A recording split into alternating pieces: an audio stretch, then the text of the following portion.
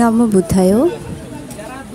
আজ এসেছি রামজাদি বান্দরবান রামজাথি রোয়াংছড়ি যাওয়ার পথে বান্দরবানে এই রামজাদিটি নির্মাণ করেছেন ধর্মবেতা ও পায়াযত গুরু ভান্তে আমাদের পরম পূজনীয় উছালা ভান্তে। গুরু ভান্তের প্রতি শ্রদ্ধা বন্দনা পূজা নিবেদন করছি। বান্দরবান শহরে দর্শক আপনারা যদি যান আপনারা একসাথে অনেকগুলো জাদি দর্শন করার সুযোগ পাবেন। ধর্মপিতা গুরু ভান্তের মৈত্রী আশীর্বাদে আমরা এই সুযোগটি পেয়েছি। এত জাদি নির্মাণ করা হয়েছে বলে আমরা জাদি পূজা করতে পারছি। রামজাদি পূজার পর এসেছি ধাতু নন্দগিরি জাদিতে।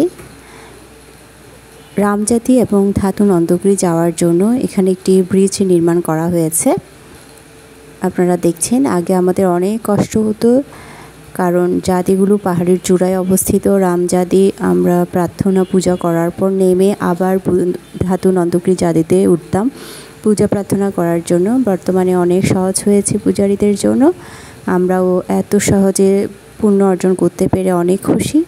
এরপর গিয়েছিলাম ধর্মপিতা গুরু ভান্তে যে টেম্পলে থাকতেন সেখানে যে 28 ফুট ধাতু জাদি আছে সেটি পূজা করার জন্য।